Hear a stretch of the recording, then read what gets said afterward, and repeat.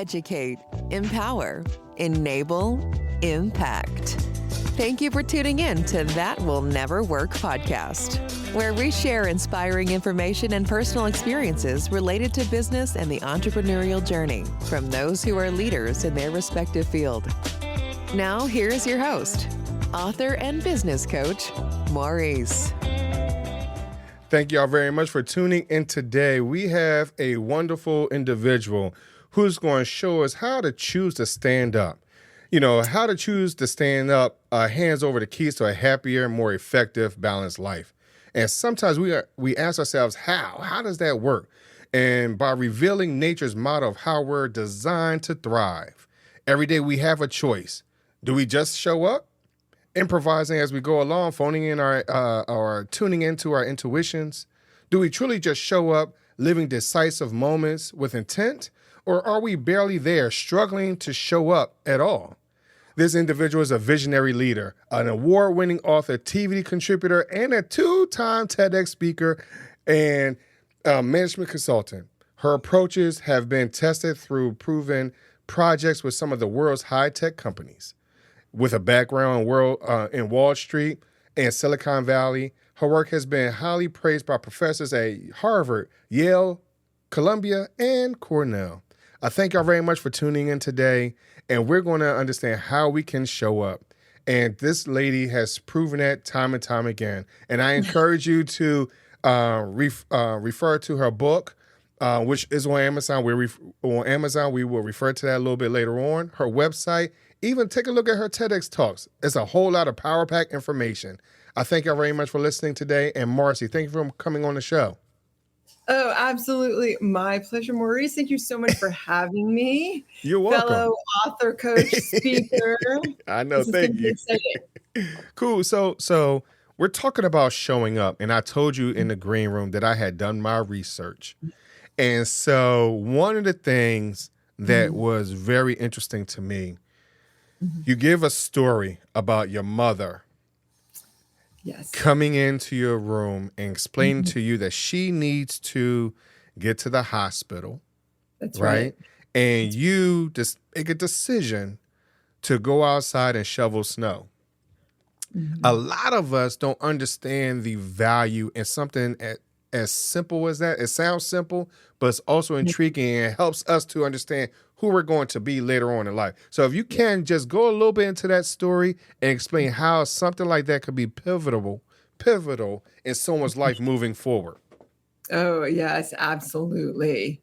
Yeah. So in the beginning of the book, I explain the three seminal experiences, the things that really set me on the track of investigating how did nature design human beings to show up? Like, why is it so hard? Why do we struggle? Surely nature has the answers. And one, what you're describing is one of these three moments. So my mother's a pediatrician. Like most doctors, she was on call, if not once a week, multiple times each week. And the rule in the house was if she needed to go in, she would come into my room any time of night. And it didn't matter what I had the next day. It didn't matter if I had a science test. It didn't matter if I had a big track meet. It didn't matter what it was. If she had to go in, she would race into my room after her beeper went off and say, I have to go in. And that meant that she was going to go get dressed at lightning speed and hop in her car. My job was to make sure that she could get her car out of the driveway. Because we live in Boston. It could snow any night. It could snow any day. And, no one loves to be in a rush in the snow. That just doesn't work. In fact, my first accident ever was skidding in the snow. Oh, wow. So, I don't know how old I was, 8, 9, 10, 11. I was very young, 12 maybe. And one night, probably 3 a.m., middle of the night, she does exactly what I mentioned. Pokes her head in and says, I have to go in. I jump out of bed, race downstairs, grab a shovel, lift the garage door, and just start to shovel. And the first thing that I would always do is I would clear 2 lanes just for the tires. Because if you don't have time, you just have to let the tires get out, right? And it's silent outside. The snow is coming down, jet black. and I'm shoveling like my life depends on it. And in my mind's eye, I'm picturing the mother and father of the child that my mother's racing in to see in the emergency room. And I didn't know it at the time, but that night she saved a dying baby. And I'm shoveling and shoveling. And, it didn't matter if the snow was light or if the snow was that really waterlogged, heavy stuff. It didn't matter. I was going to use everything that I had to clear the path for her to go. That was my job. And the message to me, the message that I was getting from the universe was, I matter. I'm critical. What I'm doing right now matters. But it wasn't just me. It wasn't just me, because there are a lot of houses on the block and we were all together. And there were a lot of people in all those homes. And really the message that I was getting is, we all matter. And we do. And we do. And I don't know if on other nights, other kids just like me who I'm on the school bus with are shoveling the driveways for their parents to go and do what they do. And it doesn't matter what the shoveling the driveway is, right? Like that's almost a metaphor. We all do pivotal things that enable other people to serve, to serve in the way that they each serve. So that, have I done justice to the story for you so that people are there with me and there with us? No, and I think you did. I think what we lose track of is that sometimes we're not aware of something as small as shoveling snow. It sounds small, but these things build up. As you say, you have 3 moments in your book that shows that, hey, you know what? These little moments has transformed me into who I am today, of being able to show up at my job, to be able to show up as a parent, to be able to show up in my relationship, whatever it is, whatever moment we have, it allows us to be able to show up at that time. Yeah. So I'd like to get into what showing up is, because most people don't know. Maurice, if it's okay, if you think your listeners would be interested.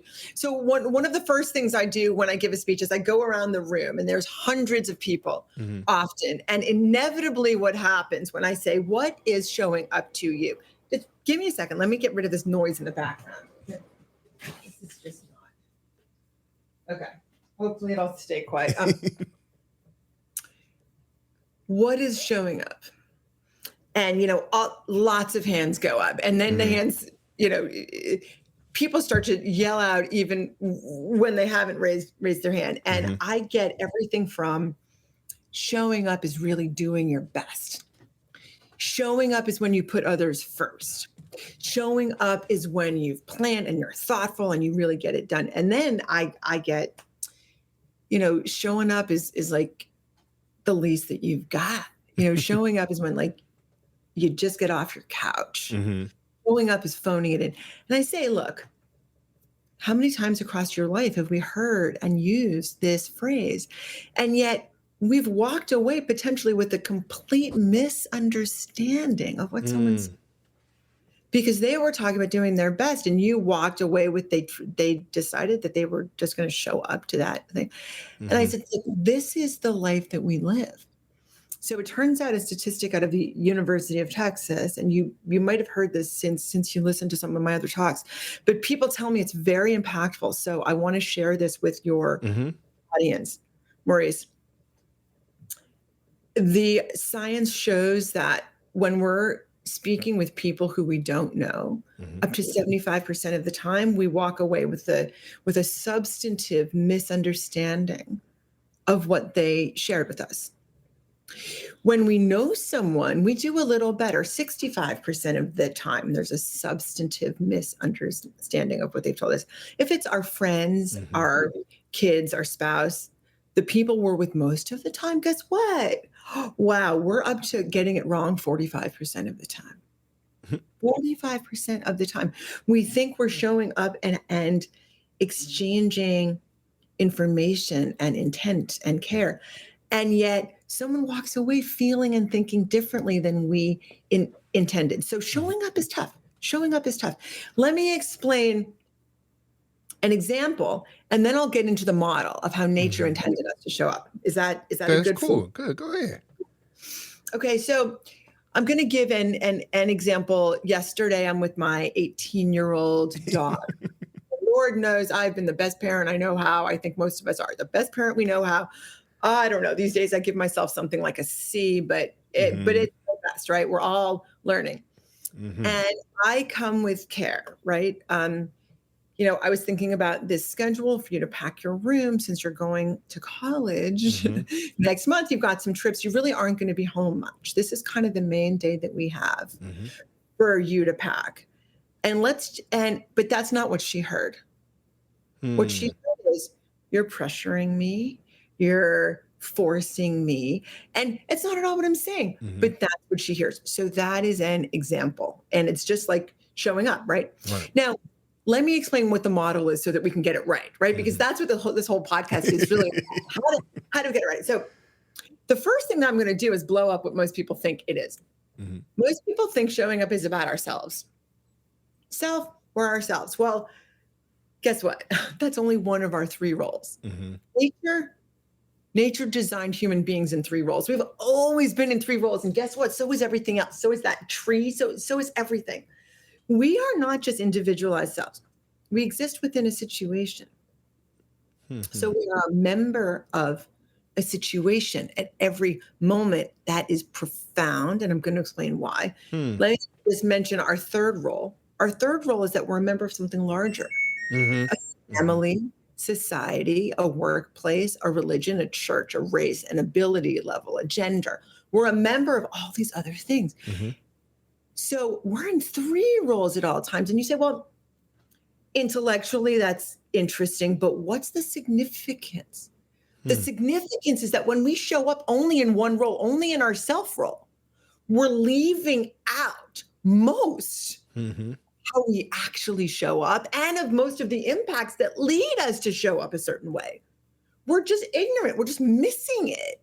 So now let me talk about what a situation in society really is, because those are our three roles: self, situation member, societal member. So self.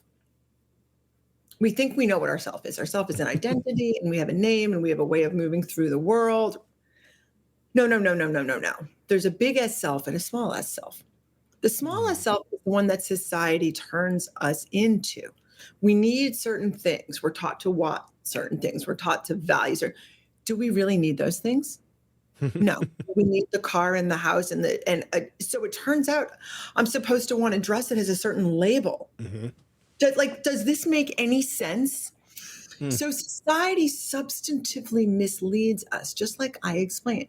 We are substantively misled by society about what matters. This creates a small s self. This is the I, me, mine self that lives in our default world, which creates what I call just showing up. So I put a specific label on what 80% of us do 80% of the time. And that's according to my own 20 years of research.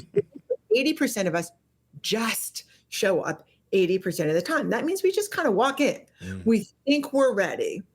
We think we're interconnected with the more that's out there. And we think we're grounded in who we are. But really, the level of those three things is pretty low. Those are the show up skills, which I'll get to. But so our small s self leaves us we might be subsumed watching the movie or the show, but we're leaving behind the fact that we're also sitting in a theater and we're in a chair. Are you with me? That's a dual awareness. This is the kind of coveted thing that in mindfulness and meditation is what we all strive for. This dual awareness that places us deeply within a situation while also aware, attuned to how we're showing up within it. Okay, so we're engaged and we're aware of how we're doing it. And what does this give us? This gives us choice. There's a reason. It's all about choice. I'm going to explain what choice is because a lot of people use that word. So let's just get into, again, self. Small s self. I, me, mine, I want, I need fame, I need my social media, I'm addicted to tech, and it's okay. This is the self that leaves us pulled away from our moment more often than not. We've all seen the statistics about engagement at work and our attention span. So that's just showing up, just getting stuff done, walking in, you get stuff done. The big ass self is really the one we all aspire to be. This is the one that indigenous cultures, Eastern contemplatives, the foundation of almost every religion has always known is there. This is the attuned self that has the dual awareness of recognizing right here, right now, Maurice, with you, there's a deep presence and the awareness that gives me choice. So I'm feeling you now, your attention right now, how you're nodding, how you're looking at me. It's literally changing my chemistry right here, right now. This is the big S self. It is deeply with. This is one example of truly showing up. Now, what did you just feel from me as I drop into this, as I engage with the truly showing up state? It happens to be in my right hemisphere that I can talk about here. But what I'm going to ask you, because a lot of things changed as I engaged with this, what did you notice? For within myself, because you acknowledged it, it makes me feel appreciated. It makes me feel like you're paying attention to what I'm saying and how I'm responding. And also as a speaker or a business owner, whatever it is, because sometimes you want to make sure that, hey, whoever you're engaged with, that they're paying attention. Like it's like the two of us, not just, hey, like I'm not paying you any attention or anything like that. So you want to feel like you're a part of the situation, whatever that is. So that's what I gather. Okay. So you said you felt my care. You said you felt appreciated. You said you felt you were part of the situation, our second role, right? So now we're in two roles, not just one. I mean, Maurice, how many of us don't want to walk through the world helping the people we're with feel appreciated? Right. Are you sensing the holy grail? And we've only spoken about 2 out of our 3 roles. Imagine if we add the third. Right. So this is why this matters so much. So that's our second role. Let me now talk about what a situation is, since you alluded to it and described how it feels. When we're in our second role, and not just our first, but let me mention what we just did in switching from the small S self to the big S self, is we took our mirror that's facing us, that most of us live with, and we went like this. We turned it outwards. So for the people listening without the visual, I'm taking my hands, they are together facing me, and I'm turning them outward. When we turn our mirror outward, you just explained what happened. You felt appreciated. You felt deeply with me, but you also felt for me. I'm no longer an it. Once you feel my care, then you care about me. You care for me. So what we're doing here, I'm going to show you on the Show Up Continuum what we've actually done. Because we're living across this continuum all day long. And I'm going to send you these charts for your show notes. People say, oh my God, the value of this is incredible. I'm going to post this immediately and share it. So every moment of every day, we're jumping along this, but at a given moment, we're either barely there, level 1, just showing up, level 2. That's the kind of, you just wake up and get stuff done, but you don't step back to see the context, the meaning, to make you feel fulfilled. So level 2 is just showing up. Level 3 is truly showing up. Now, as we move to include not just our self role, which is the barely there one, but our self and our situational role, as we move through just showing up into truly showing up, you mentioned feeling appreciated. So we went from a self-focus to noticing each other more deeply, to tuning in to each other more deeply, And then you said you felt appreciated, feeling with. Mm-hmm. That's right here in truly showing up. And then what happens? The Holy Grail, enacting care. Enacting care. That's when we're really in all three roles, because we're grounded in ourselves. We're ready for our situations because we're both deeply in the situation while also being aware of how we're showing up, our choice, how we're showing up within it. So our third skill there, the skill for all three roles, is showing up with intent to serve. The word I use is all intelligence, which I can explain. But that's the model. 3 roles, 3 levels, 3 skills. That's it. And I'll send you these charts. Sure. So before I mean, Marcy, I thank you very much for this information. But there's one thing I would like to cover before I let you go. Is sometimes in this situation of showing up, of feeling or whatever it is, a lot of times we are guarded because we don't want to get hurt. Yes. In certain situations, no matter what it is. So for an example, I say I feel appreciated. I feel like you're attending to me, right? But if you did not interact with that the way I maybe had anticipated, I didn't have any anticipation, or expected, then I could now feel hurt. Now I could be distant. Now, and that makes us feel guarded because of our environment, of our history, or whatever it is. So how can someone overcome that and still show up in a particular situation because of that hurt that we might have felt? Maurice, brilliant. You hit the nail on the head. I am so glad that you asked that, because it speaks to how we talk past each other, right? What you're saying is you expressed something and I stayed with that, right? And I addressed what you had shared. I didn't just respond to it. You are not an object, right?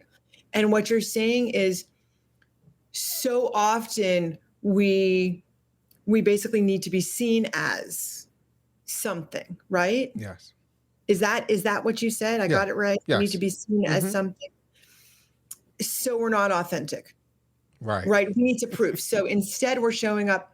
I've got to prove that I'm intelligent to this podcast host. I need to prove that I'm responsible to my parent. I need to prove that I'm a good person at work, whatever it may be, right? So the question is, how does showing up help us with that, right? Okay. First of all, when we do that, we are absolutely just showing up, or we are barely there, which is down in the red, just to show the simpler version of the continuum at all 3. Okay. So when we're just showing up in the orange, when we're just stuck in proving ourselves, not being real, what happens is we're stuck in our left hemisphere, and I will not be able to feel you. The reason I responded the way I did is because I was using my more expansive system of attending, which is in my right hemisphere. I can explain how to get there in just a minute. And I felt you. I needed to live in an invitational way. I needed to show up in an open, sensing way, which is how how nature designed us, such that I could feel you. And the way that showing up helps us with that is because once you understand this mindset of how nature designed, we are receptive vessels. That is what we are.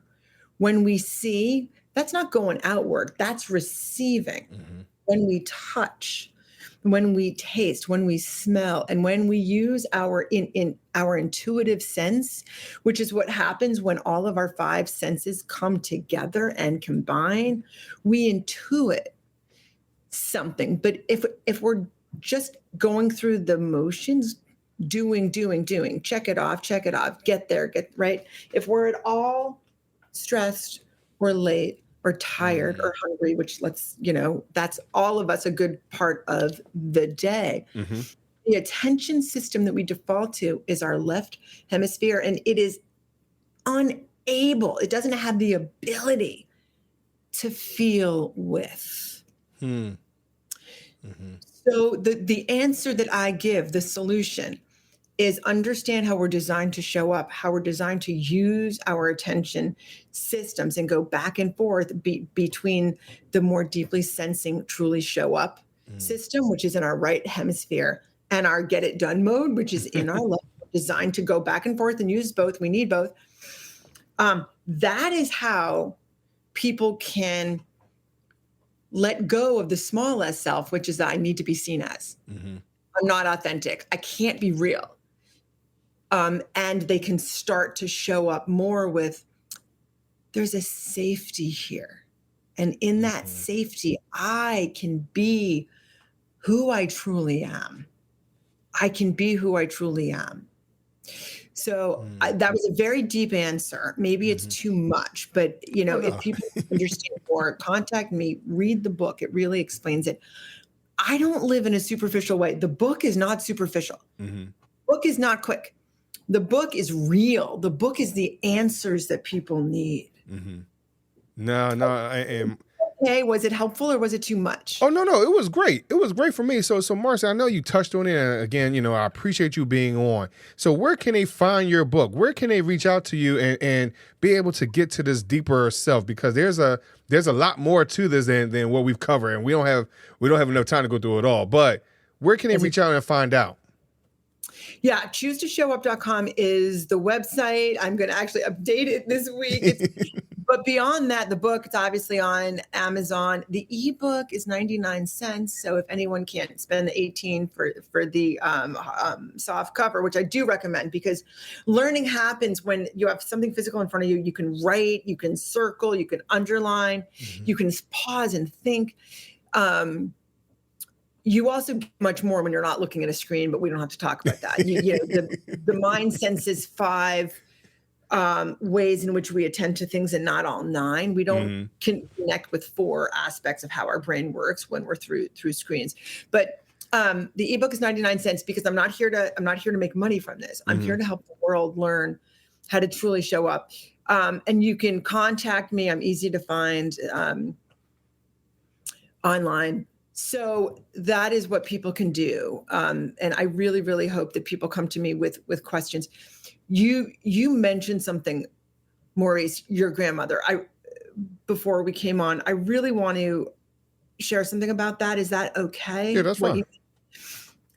This whole podcast and the phrase, that's not going to work. What you said is that she suffered with the learning that at 11 years old, there can be a storm and the storm can take away your parents. And that's what happened. 2 generations down, you have designed your life around her experience from 2 generations before you. This is some of the deepest truth about how human beings are designed to show up. When people pass away in the physical form, they don't pass away. Her grandson, Maurice, you are living what she experienced. So our elders are in us, and every experience of our life is in us, and every experience of their life is in us. And we are honoring that. And the more deeply we ground ourselves in who we are. So this is the skill for our self role. Is grounding in ourselves. The more we learn about who we are and why, the more fully we'll be able to show up, and we can start to default to truly showing up level 3 instead of just showing up or being barely there. And then people will be authentic. And I think that's one thing that I've had to learn how to be is authentic, understanding my voice and who I am and how that has shaped me into the person I am today. Instead of running away from it, because a lot of times I was running away from it. I didn't want to face it. I didn't want to hear it because, it brings about some real negative thoughts and feelings. And you surround yourself around those same individuals who think the same way, who feel the same way, right?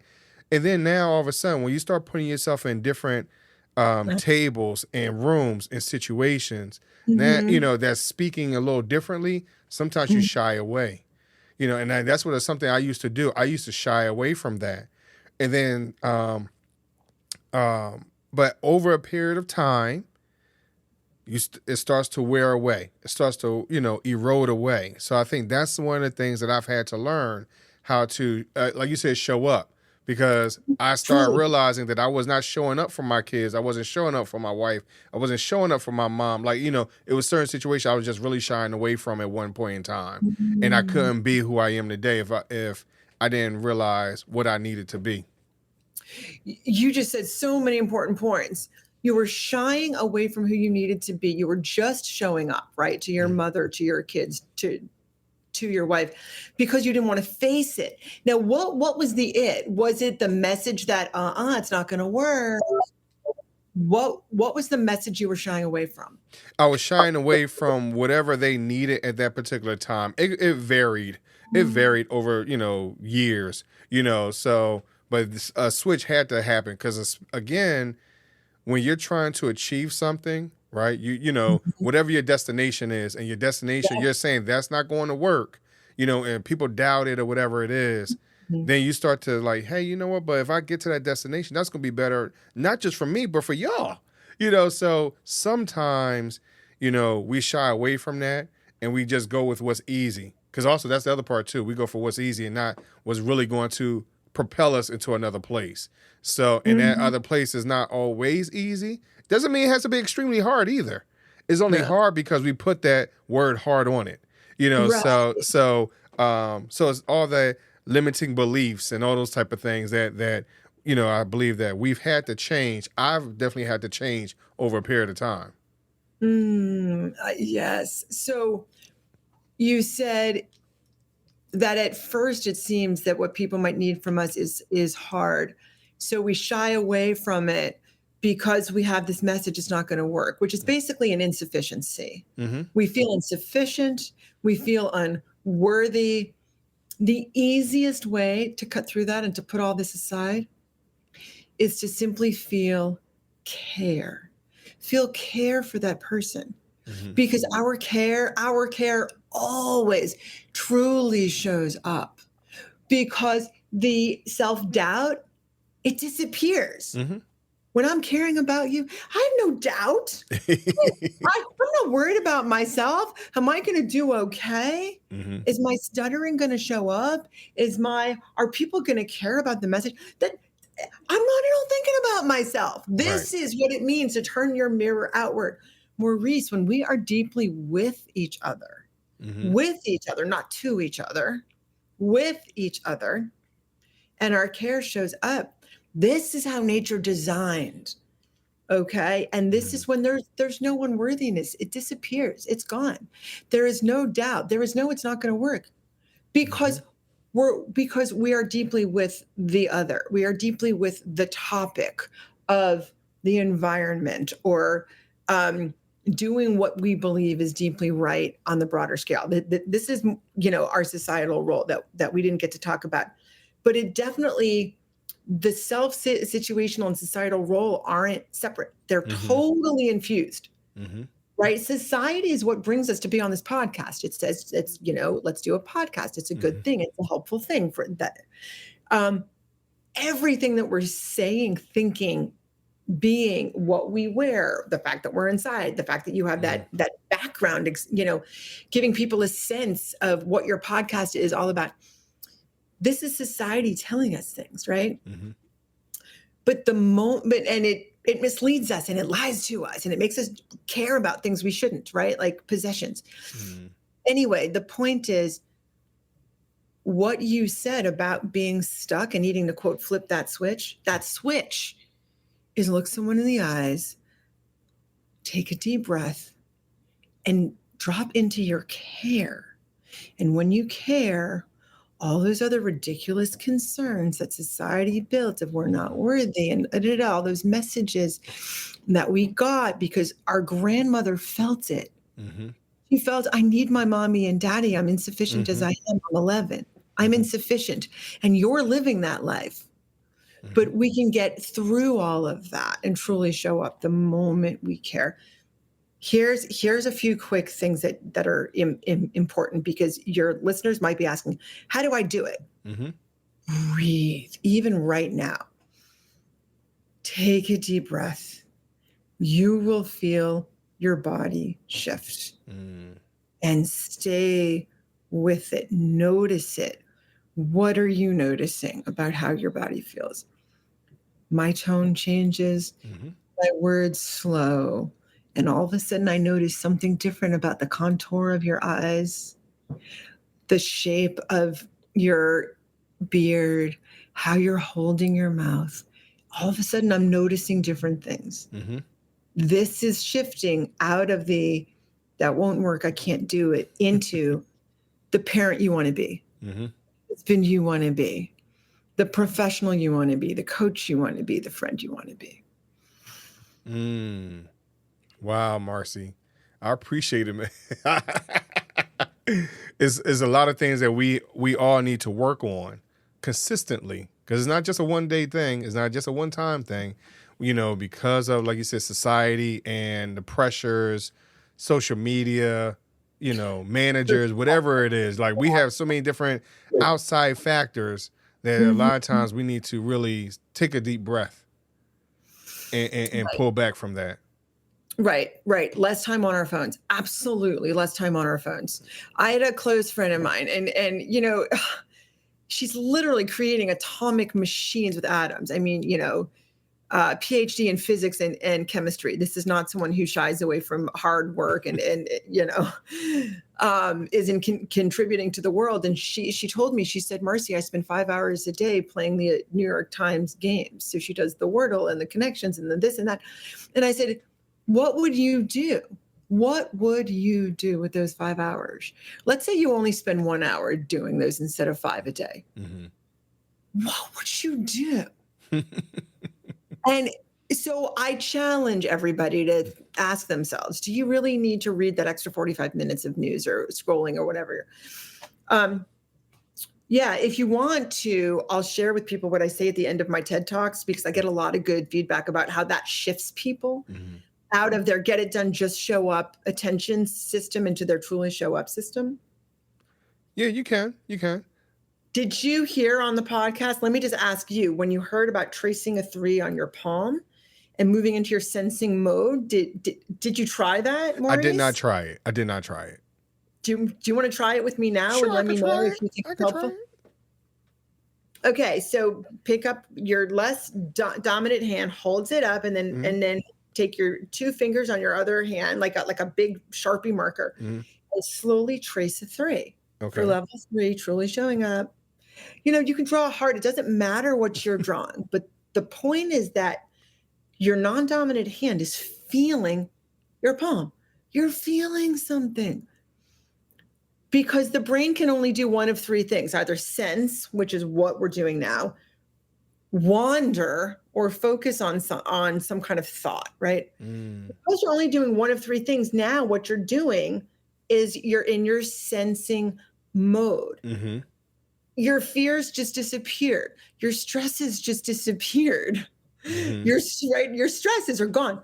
Why? Because you're feeling your palm. This is a great way to get into your sensing, how nature designed, using our body as a receptive vessel for everything around us. That's what we're designed to do. We're not designed to be stressed about our boss. Right. We're not.